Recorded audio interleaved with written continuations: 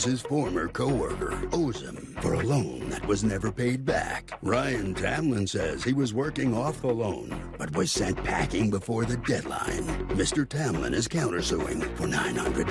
Mr. Bratton, you are suing Mr. Tamlin for $500 that you say he owes you in repayment of a loan. You are counterclaiming against him for $900 that you say he owes you. I'm going to start with you. Tell me what happened.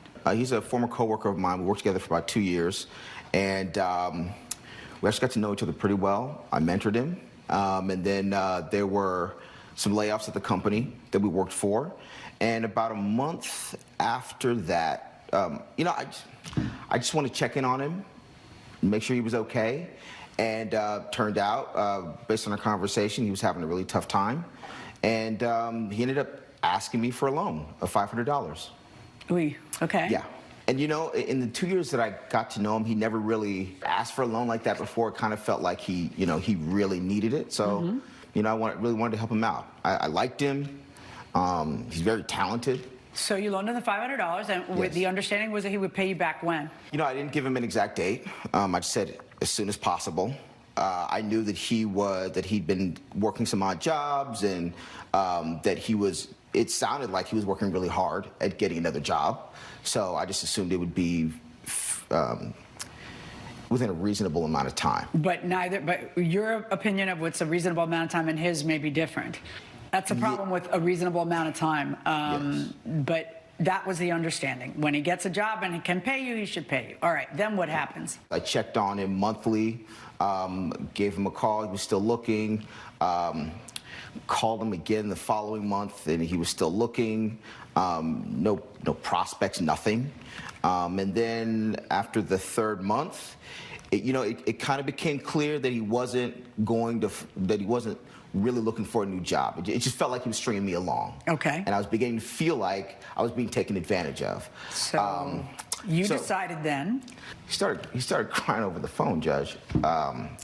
So I decided to give him an opportunity to work this money off. And work it off by doing what? By building a website for my new company. And what made you think he had that kind of talent? Oh, because we'd worked together before. So you've seen websites he's built for other people? I've seen websites he's built for other people. I knew that we'd worked in a corporate environment where deadlines mattered. So I gave him a certain amount of time to get this website done. How much time did you give him for the website to get done? 4 months, Your Honor. And was the website done? No.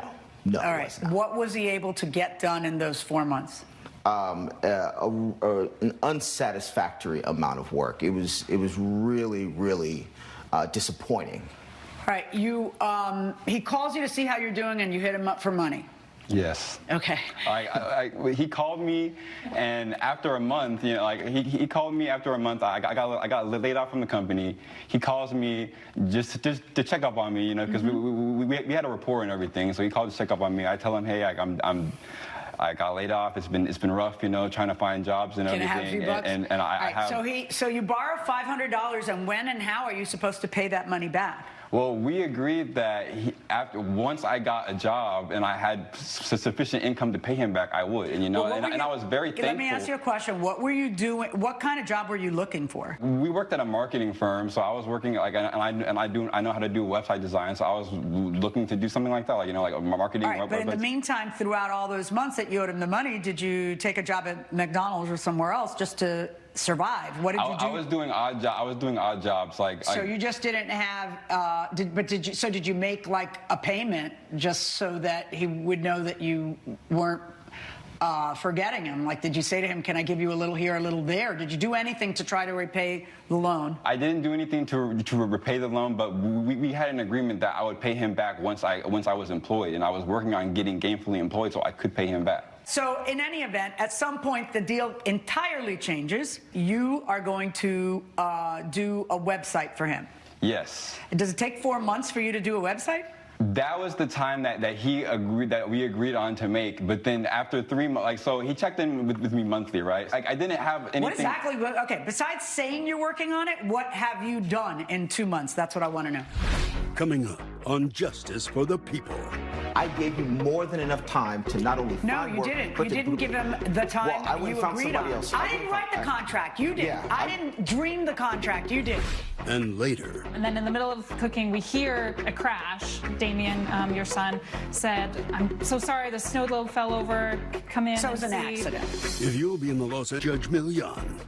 We're back with a case of Max Bratton, who brought Ryan Tamlin to court over a tangled web of financial woes. The first month I was brainstorming and working on the aesthetics, and the second month I was putting in the code, making sure if you click somewhere it works. But after 2 months, like, it's not feasible to show someone that because it's just a bunch of code and lines. So you tell Your Honor, him I you can don't show want to. you. Excuse me. You tell him you don't want to show it to him yet, and then month 3 happens, and what happens? Month 3 happens, and I have the meat of the website is done. Everything is, but the only thing is that aesthetically is not complete because we agreed on 4 months. But then after the third, and so I showed him the website after 3 months and everything, and I thought everything was good. Wait, but then, were you done when you showed it to him after 3 months? No, I was not finished. No. Okay, so when you say you thought everything was good, you mean, what did you mean? I mean, we talked. I showed him the website. I showed him that everything was functioning and everything, but it wasn't the 4 months yet. So the last month is to make everything pretty and marketable, you know, so people will come and use the website. Okay. But so we talked, and I showed him the website, and I thought everything was good because it wasn't the 4 months yet, right? And so, but then the very next day, he reaches out and says, "Oh, I'm actually going to be making. I'm going to be going with someone else and to have them to work on the website." So, but he didn't. So he doesn't end up using any of the stuff you did. No. But you feel it is unfair to have you working all that time and then not give you any credit for the work that you did. Yes. Because you feel he pulled the rug out from under you before it was time. Yes. He didn't give you the full 4 months. I have a log of all the things that I did in those 3 months and the hours that I worked. Let me see that. Just a log. Why did you pull the rug out from under him before the fun? Like, you were so patient all the other times. I'm wondering why you didn't just wait until the 4 months were over. I mean, and then I haven't asked my question yet. Yeah. And then say, once he gives you the finished product, that's acceptable, that's not acceptable. You know what? I don't want your product. Give me the $500. You know, whatever it is coming to your head. But why don't you at least give him that other month for him to go ahead and finish it? I'm growing my own business, Your Honor. This is something that I've been very passionate about for a long time. That 4 month period, yes, I said 4 months, but I know what he can do. So I fully expected him to be done with this well before the 4 month period. So that's why when he showed me what he had But then why did you give him 4 months? You muddied the waters because if your contract is he has 4 months to give you a finished product, in 3/4 of the way through you pulled the plug. So what am I supposed to do? Say, oh no, now you worked for 3 months, but now you got to pay the $500. I mean, what was your theory behind pulling the plug 1 month in advance of the time that you had given him? I was giving him extra time because I know he's also out there looking for other but you're work. not. I know. Then what made you change your mind and not give him the extra time? Because he gave me this, Your Honor. If I may, please show me. Yeah, you may, but if it's not done, it's not done. If you wait until the 4 months are over and then what he gives you is unacceptable, that's one thing. What does this page represent? Explain things to me. It's the main layout of the thing, but it's not pretty. But everything is functional. No, it's not a matter of pretty. Where do you click on things? On the top row, you see all those it's still kind of bare because I didn't have enough time to put the aesthetics into it. But everything functionally works. If you click something, it brings you to another page. All right. So how much more work did you have? It was just the last month was all working on cosmetics. After what he showed me, I dropped this clown because I gave you more than enough time to not only find work, didn't. but you didn't give him the time well, I went you and found agreed somebody on. else. I didn't write the contract. You did. Yeah, I didn't dream the contract. You did. I didn't enter the contract verbally with him. You did. So you decide that you're going to give him 4 months, and then you change the parameters, but you want me to say his work is worthless. You can't pull the plug beforehand because then it's you who's breaching. You see? I mean, listen, you're a businessman. You didn't like what you saw. You didn't have a lot of time left. You can make all the decisions you want. Absolutely. You're large and in charge. But here's the deal. You're coming to court then and saying, And you gotta pay me $500. If you were just at home and saying, forget it, I'm pulling the plug, I'm cutting my losses, okay. But that's not what you're doing. You're coming to court and saying, you breached the contract because I don't like what you've done so far. That's not how it works. So I'm going to order you to pay back a portion of the loan since you didn't end up having to do the rest of the work, $125 for him. The $900 is just you making that up. The only thing that was ever supposed to happen was the $500 were supposed to be forgiven. So tell me the math on your $900. The $900 is, I did $30 an hour for all the work that I did, right? What contract is that? This is the first time I've heard that contract. Did he ever enter into that contract? The $30 is just like a base amount of pay for the work that I've done. You weren't being offered for this job, were you? That may be, first of all, if you were getting $30 an hour, where you been for 4 months when you owed him the $500? So this $30 an hour thing is completely made up in your mind right now in front of me for this case. But I cannot enforce a contract you didn't enter into. You can't just decide the contract you wish you'd done. Oh, I wish I'd charged him $30 an hour. Where are you coming from? On your counterclaim against him, 0. On his claim against you, a portion of the money, $125. That's what's fair. All rise. Judge Milian has ruled in favor of the plaintiff. The defendant owes $125. I mean, it's not $500, you know. That's fine with me, I guess. You got lucky. You owe me so much money. $125. Merry Christmas. Coming up. My son Damien, which she doesn't like. Why doesn't she like Damien? Damien is not John's, her He's brother. your child from another man. Yeah. Yes, so what? Closed captioning provided for the people with Judge Milian. Rachel Tompkins claims her former sister-in-law's child smashed a treasured snow globe. Jessica Sullivan says the plaintiff is to blame for the accident because she didn't stop the kids from roughhousing. Ms. Tompkins, you are suing Ms. Sullivan, your former sister-in-law? Yes. Okay. For $595.36 because, according to you, a snow globe her child broke was her responsibility to replace. Tell me what happened. Yeah, so I have these weekly family dinners, and my ex-sister-in-law and my brother got divorced a couple years ago. About 6 months after the divorce, I reached out because my kids and her kids are still friends, and I want to keep the How cousins. many kids do you have? I have 3 kids, and she has 2. Okay. So my Are they son and similar her ages? Yeah, my son and her son are the same age. My daughter, her daughter are the same age. Okay. A few months after the divorce, reached out to see if she'd be willing to come back to those dinners, and she agreed, and so we started doing that. For the first few weeks, it was great. It was fun to be all back together again. And then around the same time that my brother started being serious with a new partner, Jessica kind of started just dropping her kids off for the dinner, but not staying herself. Okay, but hold on. Yeah.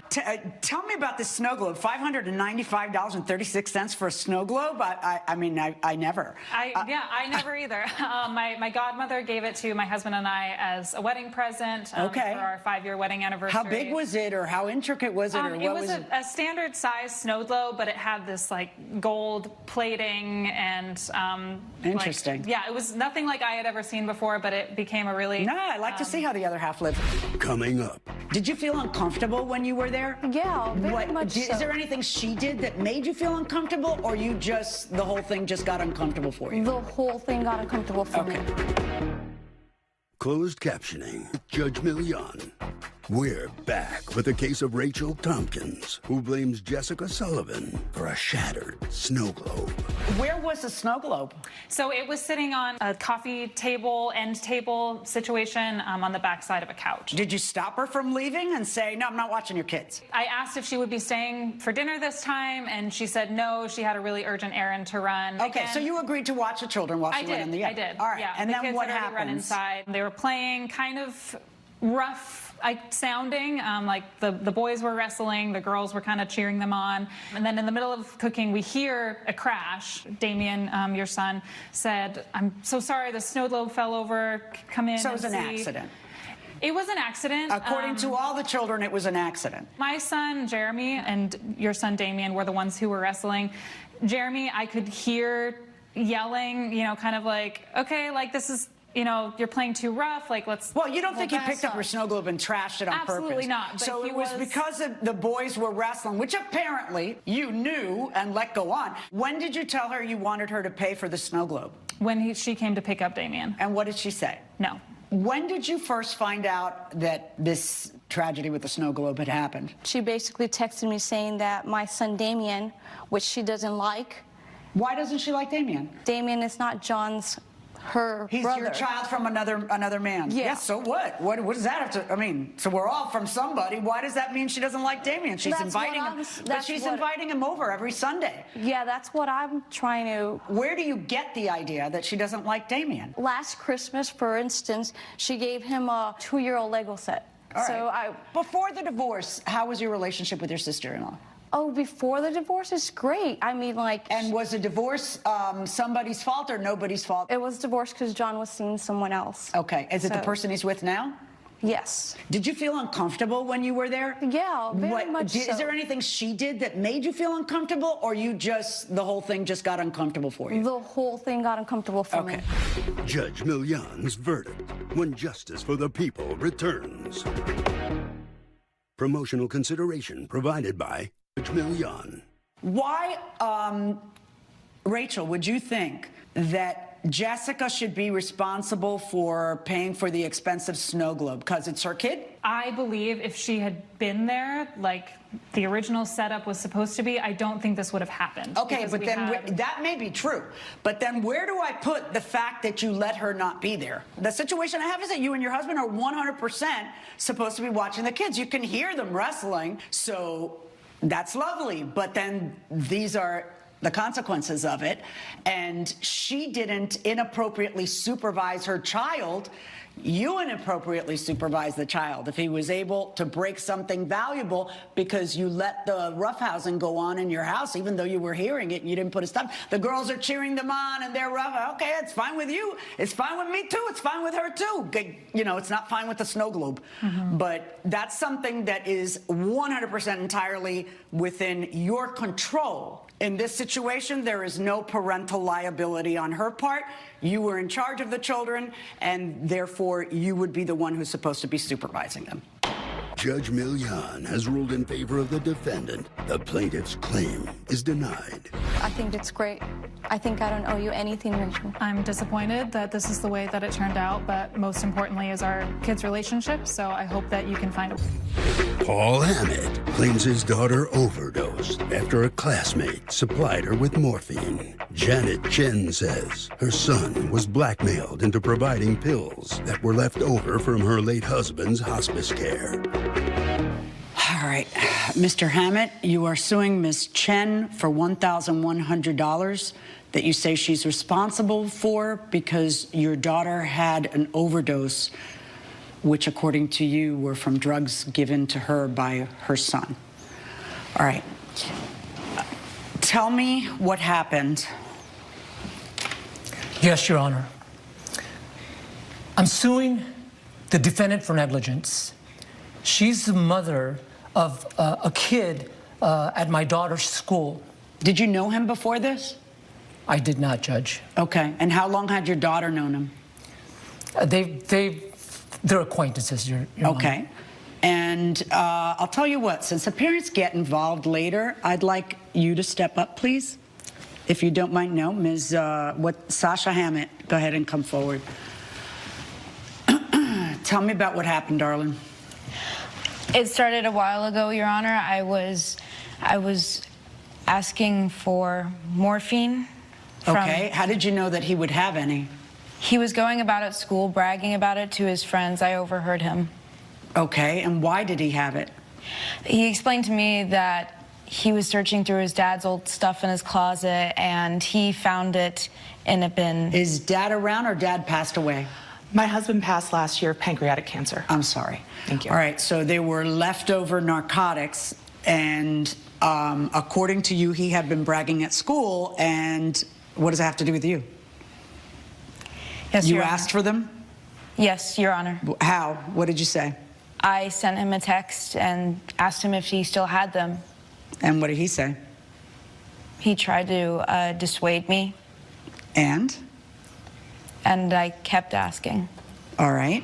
And then tell me about the day that you get your hands on the drugs. Tell me how that happens. So he brings them to me at school, and that was pretty much it. We didn't talk the rest of the day. Where did you do them?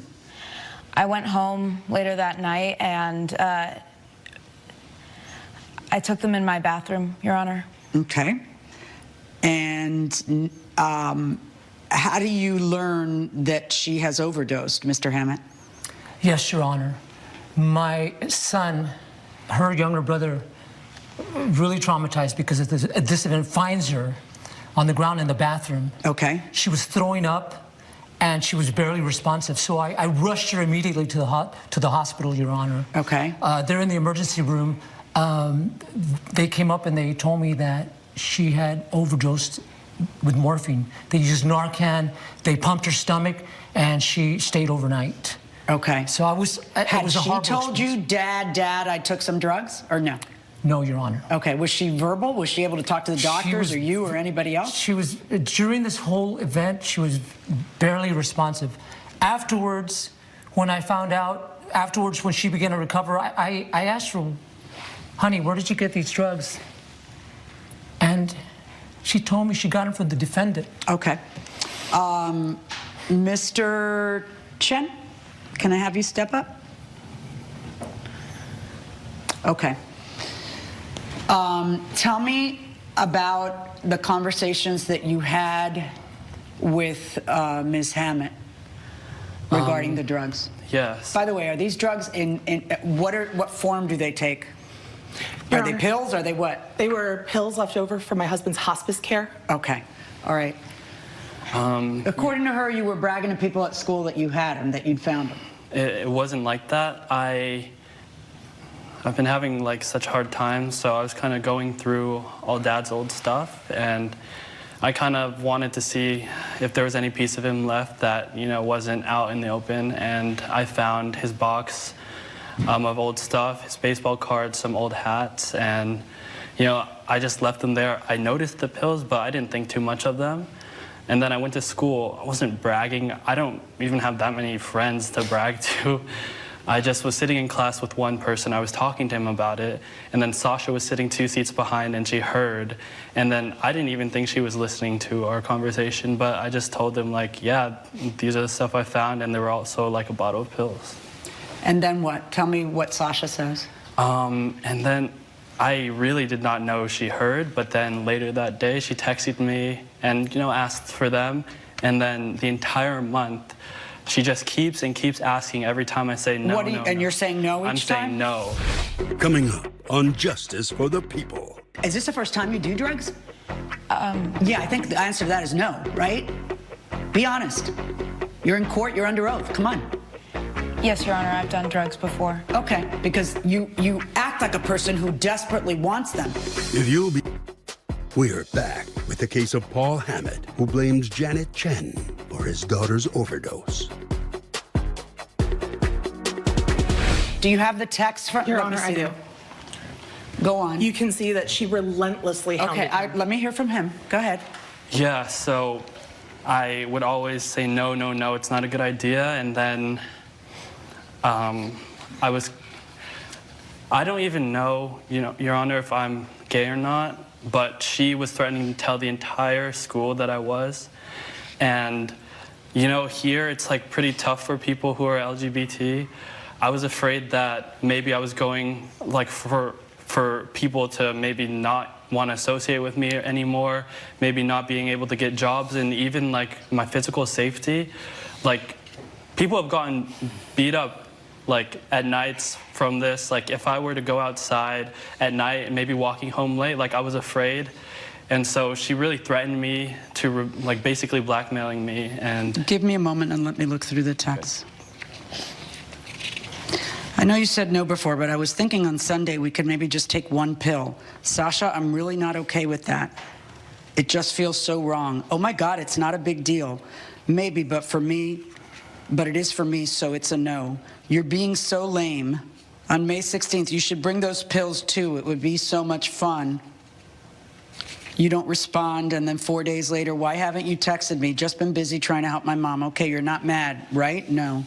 Okay, good. It was just kind of, and then you tell her, it was just kind of lame for you to keep asking for the pills. And you're literally being so lame about it, she says to you. Annika and I were talking about it, and seriously, you need to grow up. You say, what the hell? She says, you're such a baby all the time and doing this pity me routine. What is she referring to? About the death of your dad? I think so. What were you referring to? The death of his dad? Not entirely, Your Honor. He has this way about him at school where he just always head down and everything and wants everyone to pity him and leave me alone. He doesn't need your pity. He wants you to leave him alone and stop asking him for the pills. And everyone knows you're gay. See, you can't even respond to a message. You're such a baby. He asks, what did you mean by everyone knows I'm gay? To which you respond, what, like it's a secret? And he says, yeah, Sasha, it kind of is. Did you tell anyone? Had you confided anything in her at that point that she would confront you like that? I'd never confided in her. I would never. What did you mean? Okay, you said, did you tell anyone? That's the only reason I asked. Why does it matter? Are you serious? No one cares. Sasha, please don't tell me you've told people, please. No, I haven't told anyone. Why are you doing this? I will tell people, though. What? Only way is if you give me those pills. Sasha, I can't give you the pills. Please don't tell anyone. I told you, if you don't want me to tell anyone, then you'll give me the pills. Mom, you read this, obviously, before you give it. Yes, ma'am. I can't, Sasha. My mom will notice. Then be sneaky. I'll give you a week. What the hell is that? I thought I could get them out of him. But is this the first time you do drugs? Yeah, I think the answer to that is no, right? Be honest. You're in court, you're under oath. Come on. Yes, Your Honor, I've done drugs before. Okay, because you act like a person who desperately wants them. You don't act like a person who wants to try one pill and see what the buzz is like. Okay, I'm bringing them to school. Just please don't tell anyone, okay? You have my word. All right. When you find out about it, you guys are from Mechanicsburg, Pennsylvania? Yes, ma'am. Yes. All right. And when you find out about it, do you reach out to her? Did you talk to her at all or no? No, we haven't talked since she got the pills from me. Did you talk to your mother about it? Not until recently. Okay. How do you find out what had happened? So one evening, late at night, my door is being absolutely pounded upon. How late at night? 9 o'clock. Pounding at my door. I've never seen this gentleman before in my life, and he is acting absolutely crazed, screaming that my son is selling drugs and caused his daughter to overdose, and it's my responsibility, and I will be held accountable. I've never seen this lunatic in my life. When was that in relation to when your daughter OD'd?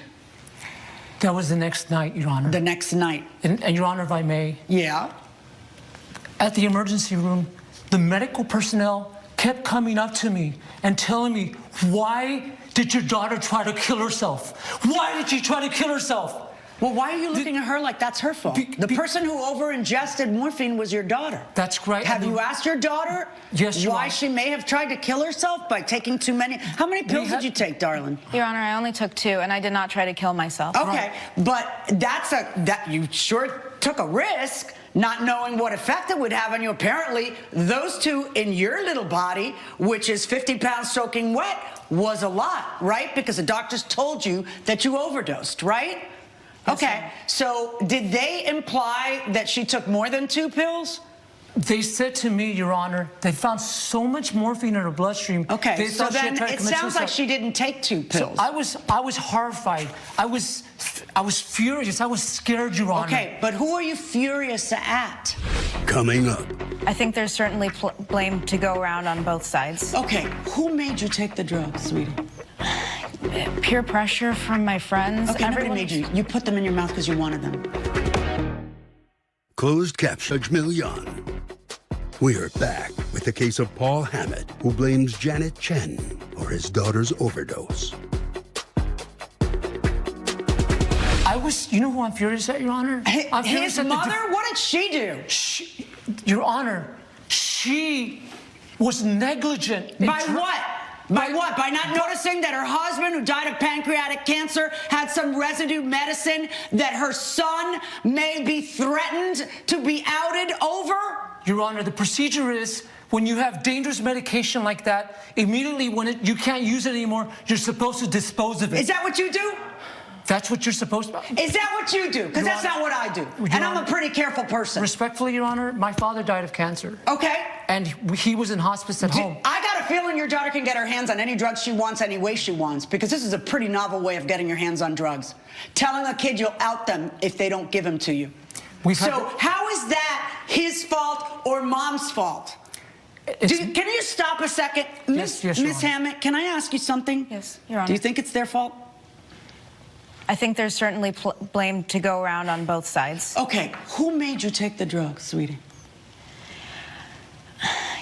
Peer pressure from my friends. Okay, nobody made you. You put them in your mouth because you wanted them.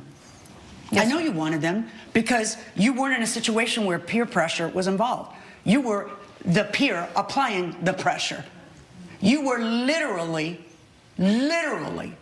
threatening to out him, which is his decision at the pace he wants, if he wants. It is absolutely no one's business. Coming up.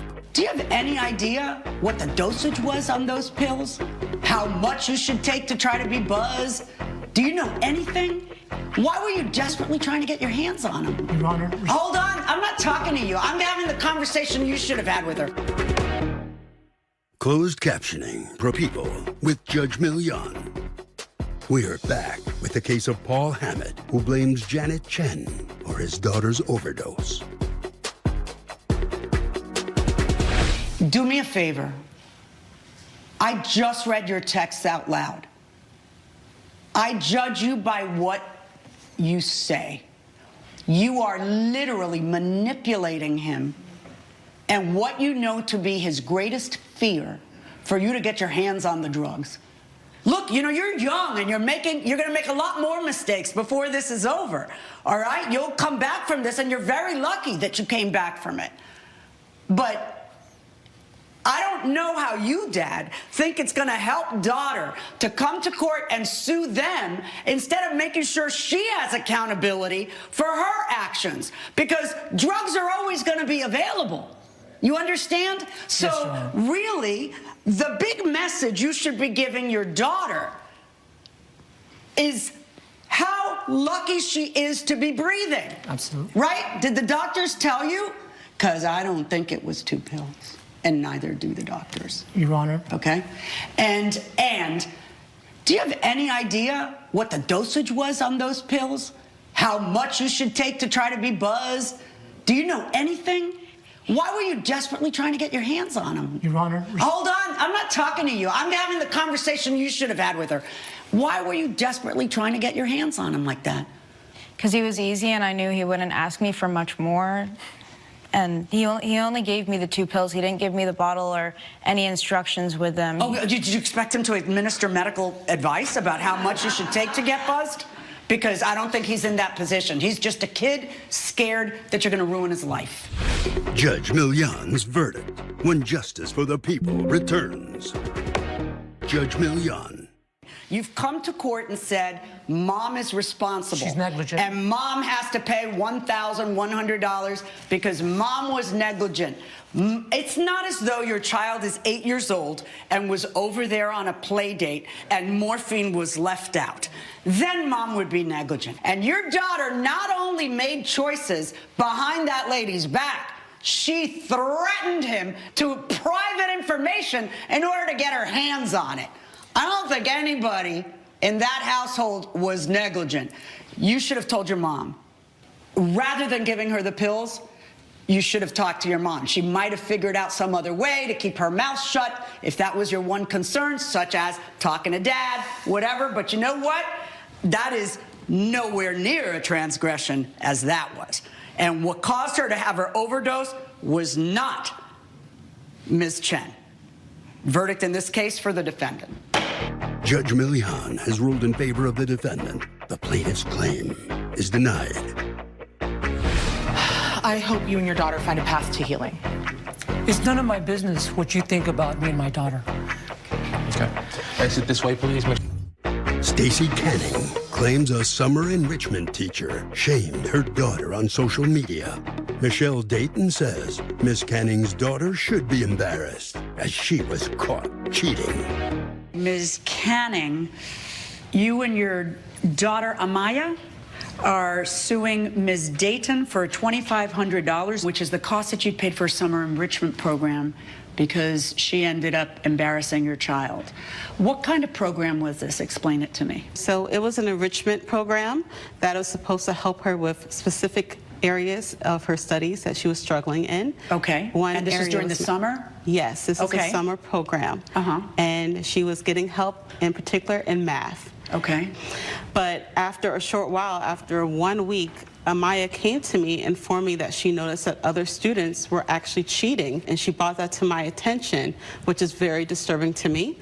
And at that time, I had a conversation with my daughter, and I advised her that cheating under no circumstance is tolerable and that she should not follow suit.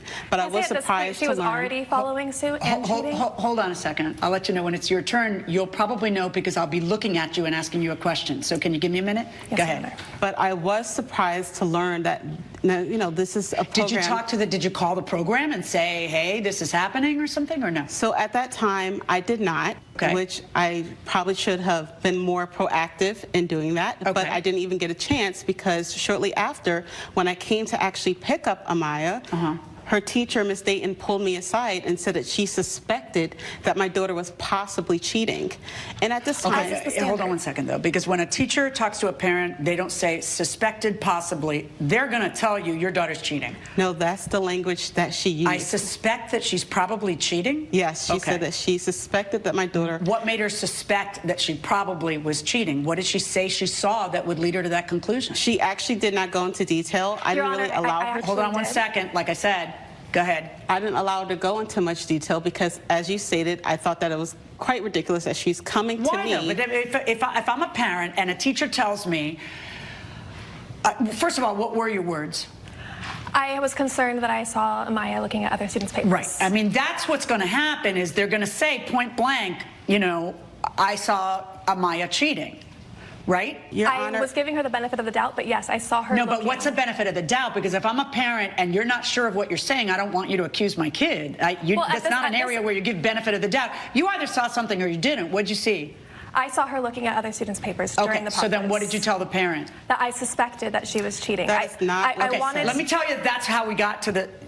words are important. Yes. And they matter. And that's how we got here. If you're going to tell me something about my kid, you better be darn sure that it's right. And when you say it, you have to have some authority. Otherwise, you're just, oh, I think she's cheating. What do you mean you think my kid's cheating? In any event. So you tell her what when she tells you that?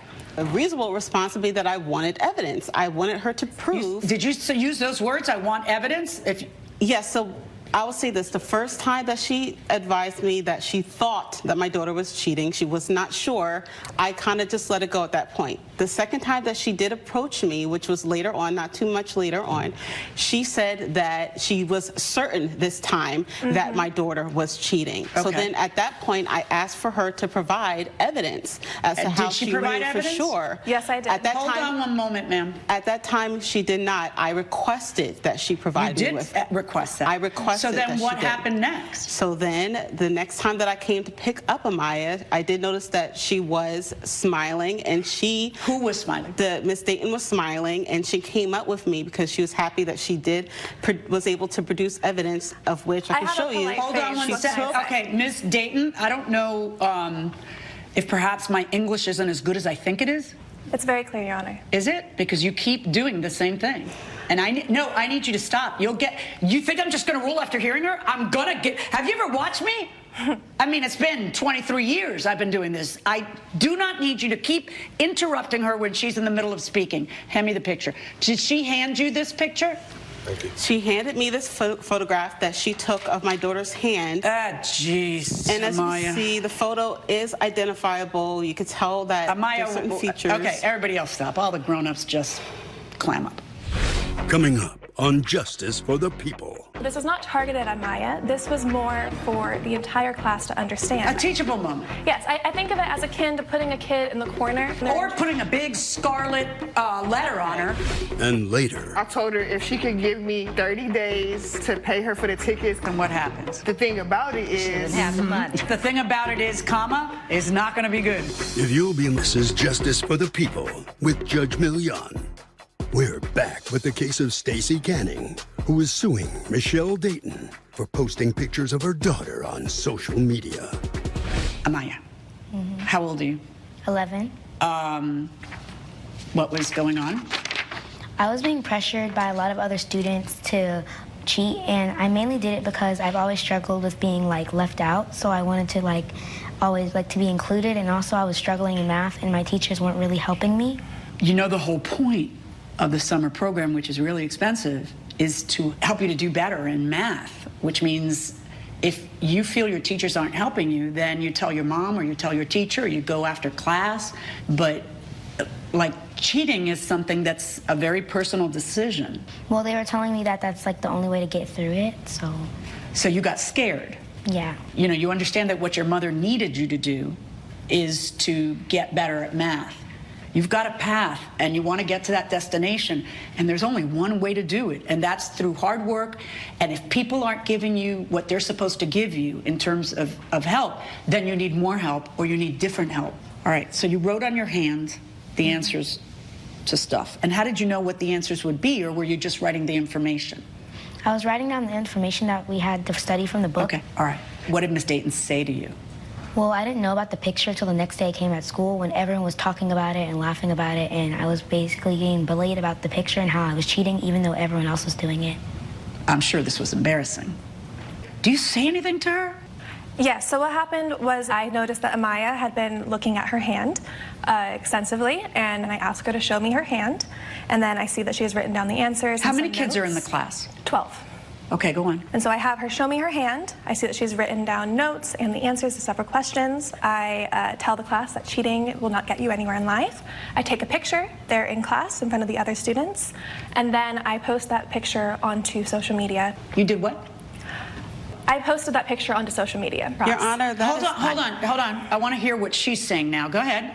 And so in that moment, I was frustrated. So this was not targeted at Maya. This was more for the entire class to understand. A teachable moment. It was a teachable moment. Yes, I think of it as akin to putting a kid in the corner. Or putting a big scarlet letter on her. I didn't tag her in it. I did not say her name. First of all, it is not just of her hand, is it? But aside from that, there are 12 kids in that room who know exactly whose hand it is, right? Yes. And Your Honor. So, just hold on. I've been doing this without you my whole life. What are you thinking when you post a picture of an 11-year-old child who is struggling, who's already embarrassed?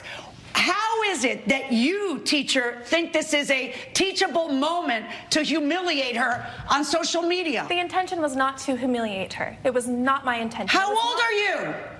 I am 27 years old. Okay, I know that your generation grew up posting everything private about their lives. I know because I have 3 of you in my house. I get it, but that does not mean that you do not have to act like an adult. Posting it on social media is a kid move. It's not a grown-up move. It's an awful way to convey a message. Awful. It was the way I felt the children would understand. Yeah, but I don't care. I also think children don't understand if you take a baseball bat and hit them on the head. It doesn't make it right. Of all things, you're trying to develop trust here with this child. And you have a group of kids who are struggling. That's why they came to you. And a group of parents who are paying you $2,500 after-tax dollars for you to teach them and to get them to trust you. And if she's struggling to the point where she has to cheat, that tells you that there's a breakdown in stuff because she doesn't trust you enough to say, I don't get it. I don't get it. There's just you reaching them. And that was my... Just a second. I want you to listen. I'm doing the teaching now. You tell me how on God's green earth it was going to reach that child for you to humiliate her by posting her cheating on social media. Tell me. I tried other methods first. That was not You my never first even reason. told her. According to you, you never even said to her, come here, we need to talk. How's that for the first step? Let's spend some extra time doing this. Why don't I give you a little more take-home work? That's step one, not putting her on social media. She's a minor. I understand why you took the picture, because you got a parent who's saying, show me proof, show me proof. Okay, now you got to show her proof. All right, that's fine. But to humiliate her, are you kidding me? I expect her to be 11. I expect you to be a guiding light. How long is the program, Ms. Kenning? It's 6 weeks long. How many weeks had she spent there? 3 weeks.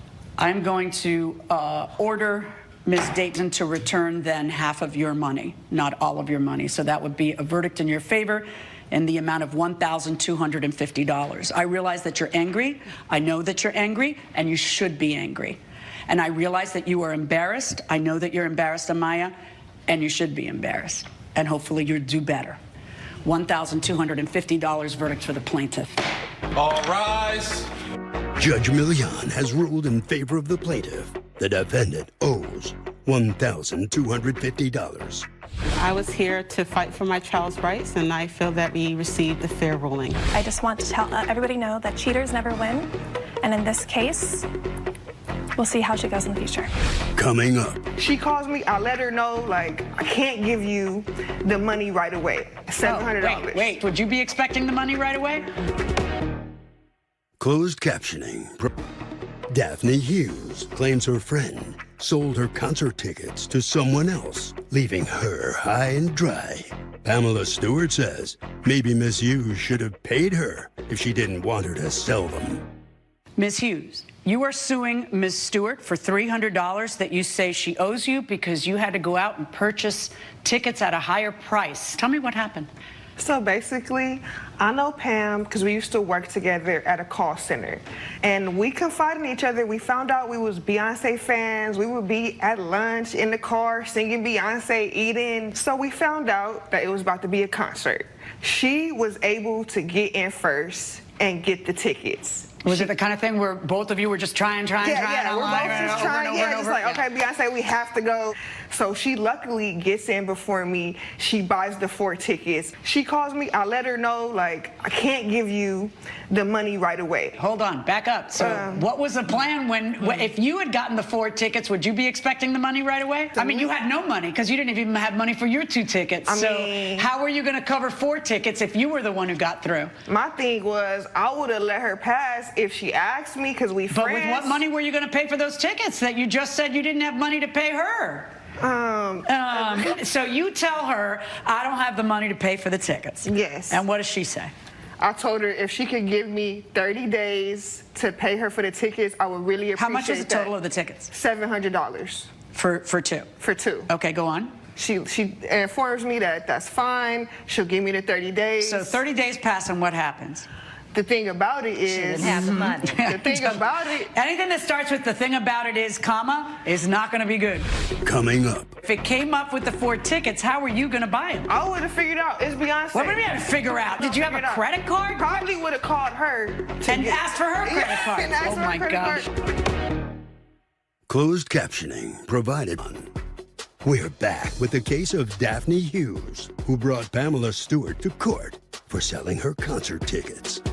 If it came up with the 4 tickets, how were you going to buy them? I would have figured out. It's Beyonce. What do you mean figure out? How are you going to get them? Did you have a credit card? Do you have I probably would have called her. And asked for her credit card. And asked Oh for her my credit card. gosh. But I was going to pay her back. How long did you know her? For about 2 years. So had you ever gone out together? Yeah, we used to go to lunch together all the time. So this can't be the first time money issues have come up. I'll pay for lunch, she'll pay for lunch. Okay, so you don't feel that it was a one-sided financial thing? No. Okay. No. All right. And I thought she was going to pay the money. All right, so day 30 comes about, and she ends up giving you money for the interest, and you accept that. Yes. And then what was the deal at that point? So the deal was, I told her that I needed the money in full. Which was what, another 30 days later? Another 30 days later. Okay, so what happens? So basically, 2 weeks after I gave her the $30, I gave her another $100. Another $100? Another So $100. That's the first time you paid towards the tickets as opposed to interest? Yes. Okay, go on. So I give her $100, another 2 weeks pass, and I forget that exact day she told me, because I got into a fight with my boyfriend. So I had a lot on my mind. I was stressed out, so I didn't remember that exact day. So now my payment is 60 days. Hold on. So you're busy, and you missed the deadline? A little bit, by a tad bit, Your Honor. What's a tad bit? Just a couple days. Okay, Just a couple days. What did you do? I sold the tickets. Okay. Judge Million's verdict when justice for the people returns. Promotional consideration provided with Judge Million.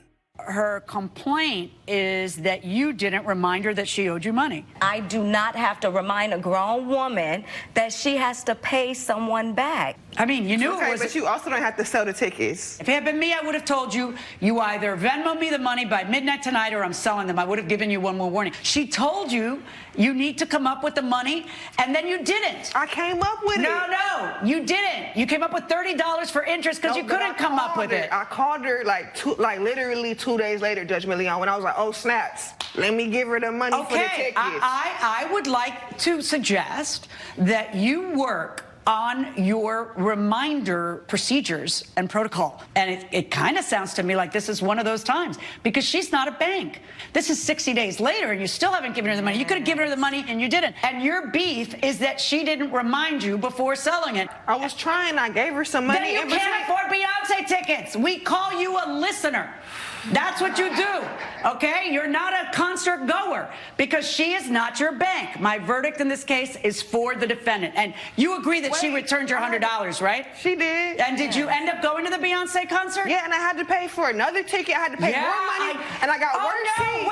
Wait. You mean there was a consequence for not paying her the $700 when you were supposed to 60 days earlier or anytime within those 60 days? Yeah. Ain't that something? Yeah. Verdict for the defendant. All rise. Judge Million has ruled in favor of the defendant. The plaintiff's claim is denied. I am so elated that the judge ruled in my... Sable Greensmith claims she got into a car accident after her stepmother divulged a shocking family secret. Veronica Maple says the crash wasn't her fault, so she doesn't owe Miss Greensmith a dime. Ms. Greensmith, you are suing your stepmom, Ms. Maple, for $1,000 that you incurred, which you say happened from an accident that was her fault. Ms. Maple, can I ask you a question? How long have you been in Ms. Greensmith's life? I've been her mom since she was 2 years old. Okay. I married her father. You married her father? And our child was 2 years old.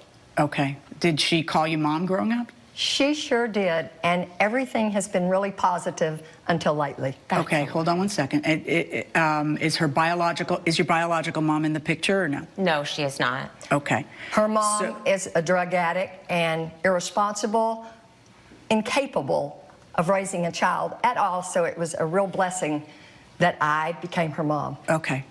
I want to hear from you now, Ms. Greensmith. Let me, do you have a relationship with your biological mom or no? I do not. Okay. Thanks to Veronica. Why do you feel that's thanks to Veronica? I mean, she has been trying to control my life since I was a little girl. Maybe I would have liked to have a relationship with my mother. Well, how old are you now? I'm 33, Your Honor. Okay, so you could have had a relationship with your mother for a lot of years. Do you have one? I do not. Your biological mother. Can I interject on that? No, you cannot. Now, I would like to hear from you about what happened in this case. Go ahead. Well, if I can go back a little bit for some background, I did not have a good childhood with Veronica. Can you stop looking at each other? Because I feel like you're challenging each other to interrupt when you do that. I need you to just give your testimony to me. You say you did not have a good child. Where's your father, by the way? He passed away. Okay, I'm sorry to hear that. Go on. I did not have a great childhood. I was around constant fighting and yelling and controlling by Veronica. I got into some bad crowds, and I did actually get pregnant when I was 16. What did you do? The father was not in the picture. He left immediately, and I wanted to keep the child. I thought we could all be a family, but Veronica was not having it. I need you to stop. It'll be your turn in a moment. Go ahead. I did carry the child to term. Wait. Was your dad alive during this time? He was, And yes. what was his position? He would do anything Veronica said. But did he have a position or no? I don't think he thought it was a good idea for me to keep it, no. Okay, and did you think it was a good idea for you to keep the baby? I mean, I knew I alone wasn't ready, but I thought, you know, a happy family for the baby. I really thought that. Okay, but you didn't go off on your own and get a job and have the baby? I didn't know. You they wanted me stayed there to finish school. and right. Okay, so you carried the baby to term and you gave the baby up for adoption. Correct. Okay. And was it the kind of situation where you were able to have any contact with the adoptive parents? Not at all. Not at all. I had no idea what happened to the little girl. It was a little girl. I had no idea what happened to her at all. I have been thinking about this for 18 years, and I had no idea. Okay. On the day in question, Miss Maple asked you to come over for dinner, correct? Correct. And she landed a bit of a bombshell on you. What was that?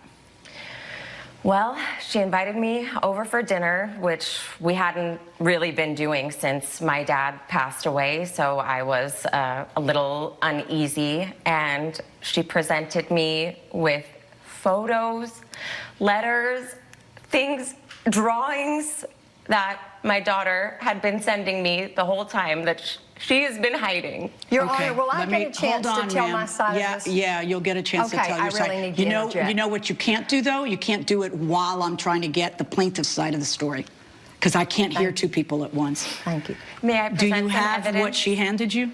Can I see it? There you go. Thank you. Coming up on Justice for the People. I am not even telling you that you come from a place of evil when you make these decisions. I know that in your head, you come from a place of love. What I am telling you is that you are a smotherer, not a mom. If you'll be in Judge Millian. We're back with a dispute between Sable Greensmith and her stepmother, Veronica Maple, over a shocking family secret. Tell me what she told you then, that she'd been hearing from her all along? Apparently these letters started coming about when Chloe was able to draw and talk and write. I assume she was maybe 5 years old. She's 18 now. Apparently these have been coming since then, and she knows how anxious and depressed I've been, wondering if she was happy, if she worried about me, if she knew about me. How does your stepmom know how anxious and depressed you've been about this? Have you spoken about that with her throughout these years? It's been a constant. I really struggled to get over it and move on with life. I am married happily now. Do you have children with the person you're married to now? We do not. You do not. What happened here? I'd like to back up just a little bit so I could give you another side to this story, my side to the story, and I really thought it was Sable's side to the story as well. But what happened is when I became Sable's mom, she was 2, and her dad is a workaholic. He is a fabulous man, makes lots of money to take care of Sable and me, which is great. But at that same time, somebody needed to be taking great care of Sable, and that was me. I was making a lot of decisions for her because I'm her mother, and she was making a lot of bad decisions. And I wanted Sable to move forward. But she was busy making bad decisions. And so what was happening... Right, so our job as mothers is to guide them to help them make good ones, not make the decisions for them. But see, it's one thing when you're telling me, well, I urged her not to keep a baby at 16, but it's another to not tell her at 20 that you're hearing from the baby she gave up. But the problem for Sable was she was making so many bad decisions, Judge, with especially this boy that got her pregnant, that I realized then I would see the friends she'd make and I'd be a little disappointed. So I felt like I needed to step in a lot. And I was letting... Okay, well, I'm sorry. Please stop. I was Can letting her make listen. decisions Here's my that she was question. making Here's my for me. question, because she's no longer a 5-year-old when she's 20-something and getting letters from her birth child. So why are you intercepting them and not giving them to her then? Because now, by the time that Chloe's 4 or 5, she's 21. I kept those letters because I wanted her to move forward in every way by herself, how was doing that good your... things. Can I just ask you something? How in God's green earth was that your decision to make? Once she's 21, she has moved on. How is it that you intercept another adult's mail and decide you're not going to give it to them? You don't think it's her decision to make whether or not to have a relationship? Obviously, the adoptive parents have no problem because they're giving the child from the time she was 5 the address of her birth mother. Did it occur to you that you might be affecting the psyche not only of the child who you think is yours and yours to manipulate even well into adulthood, but also the child who was growing and trying to hear from the mother who abandoned her? Why wouldn't you hand these letters and pictures? And it was constant throughout this. She's now an adult, right? Now. Correct, yes. She's okay. 18 now. Well, so why would you stand in the way? I had a plan. My plan was to have Sable over and present the letters. Yeah, but why at 33? Why not, you know, when Sable was 18 or 21? You started getting these letters when she was 21. Why didn't you do it then? Because Sable was so happy. Sable had remarried. Sable was happy. So I didn't want her to dwell on her past. But how is that your decision to make? I'm the mom. No, you're not. Do you think for 1 second that being the mother of a 2-year-old is the same as being the mother of a 25-year-old? I'm the mom. You are nuts.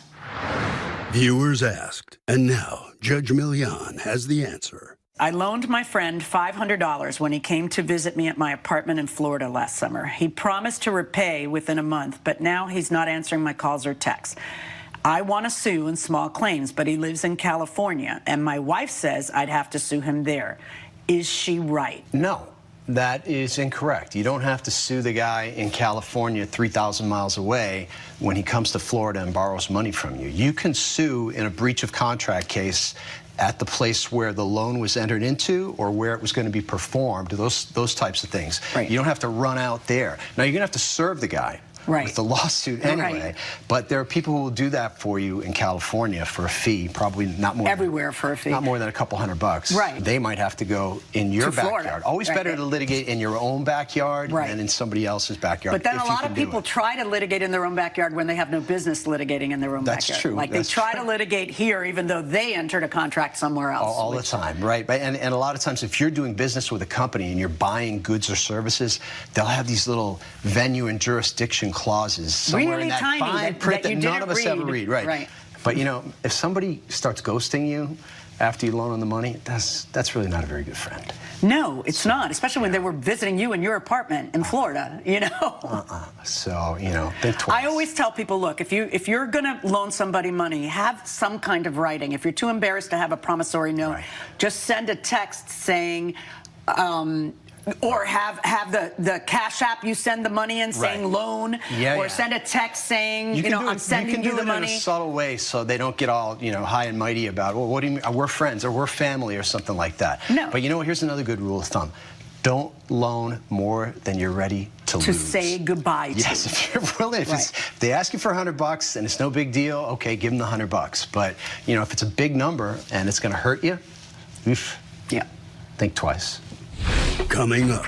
There was no one else to make it. No, yes, there is, and that's the problem that you have. You know who else was there to make them? Sable. Is Justice for the People with Judge Milian.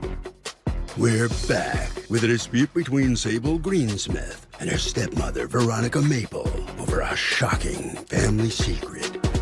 I am not telling you you are not her mom. You are the only mom she's ever known. I am not even telling you that you come from a place of evil when you make these decisions. I know that in your head, you come from a place of love. What I am telling you is that you are a smotherer, not a mom. It is different to be the mom of a child who is 5 than it is to be the mom of a child who is 25. At some point, they are not your puppet, and you are not the puppeteer. It was truly an incredible violation of boundaries on your part to decide that you were going to deprive her of this. Look at it. Look where it got you. Now she's not talking to you, and you're the only mother she ever knew. You thought that it was your decision, but it wasn't. Once she was out of the teenage years, once this child wanted connection with her mother, who are you to decide that not only Chloe can't have any contact with her mother, but her mother couldn't have any contact with Chloe? These weren't your decisions to make. There was no one else to make it. No, yes, there is, and that's the problem that you had. You know who else was there to make them? Sable. Sable. Yeah. The person Stop who talking. got pregnant. Stop talking. Find your off button, please, and press it. Coming up. That night, what happens? I see the drawings, the letters. In the letter, she's 16. Justice for the People with Judge Millian. We're back with a dispute between Sable Greensmith and her stepmother, Veronica Maple, over a shocking family secret. I need you to listen to me now. You find all this out. That night, what happens? I see the drawings, the letters. In the letter, she's 16. So we're talking about, I see years in front of my eyes, from 5 years old to 16 now. She's saying she's getting her license soon. She's trying to make contact with you. She's trying to make contact. So I get all of this information. She passes it on like it's the mashed potatoes at dinner. I get all this thrown on me, and I just want to leave. I got into my car. She ran after me, banging on the window, begging, crying for me to stay. I just had to get out of there, and I put it into drive instead of reverse, and I crashed into her garage. Okay. Then she doesn't have insurance, so I end up taking care of everything. You mean homeowners insurance? Correct. Why would the homeowners cover that? You bashed into her garage. Did your auto insurance, I presumed, covered both the damage to your car and to her garage? The damage to my And so what you're vehicle. suing for here today is $1,000 because you feel like you were in a horrible state of mind thanks to her and what she did. Correct. I believe that her negligence in... Okay, I got it. Here's what I want to hear, though. What have you done in terms of Chloe since then? Chloe and I now do have a relationship. I'm very, very happy, and I'm so grateful to have finally some kind of relationship with her. Okay. All I want... I'm glad too. I'm really glad. It cost you your relationship with your daughter. Judge Millian's verdict when Justice for the People returns.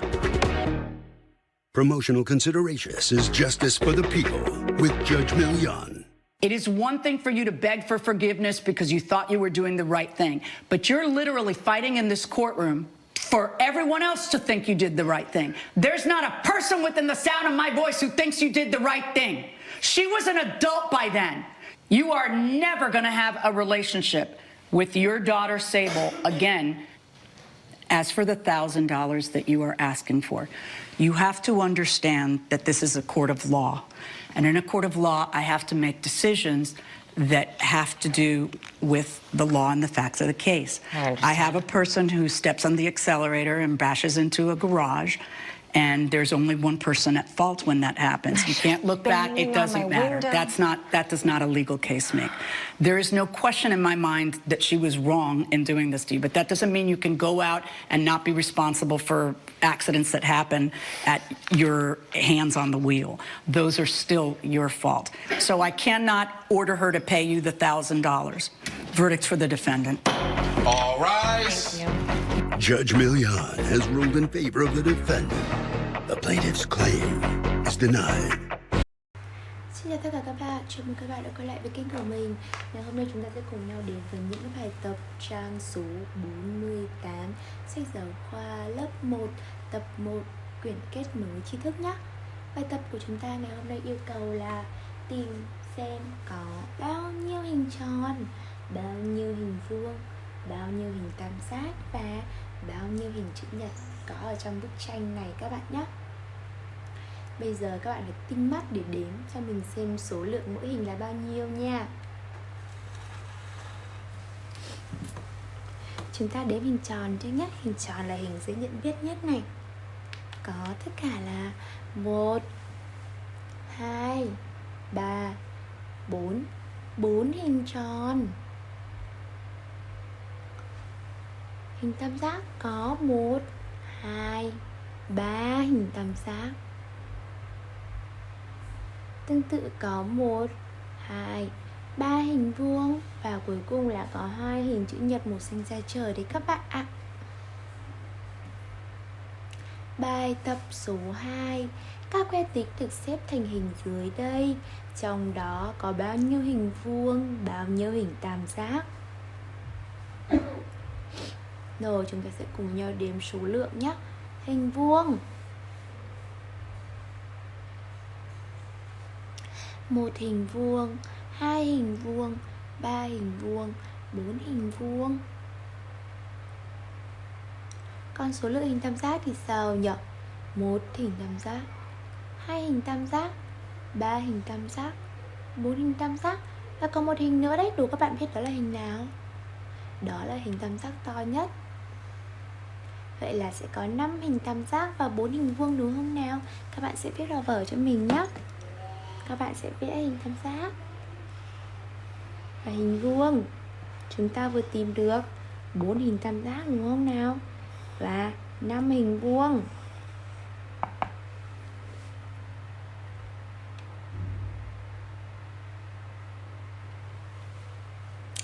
Ok chưa ạ? Rồi, bài hôm nay thì rất là dễ thôi.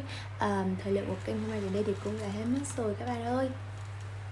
Thời gian tới thì mình sẽ cố gắng ra thêm thật đều những video nữa để chúng ta có thể là tương tác học tập cũng như trau dồi kiến thức kỹ năng nhé.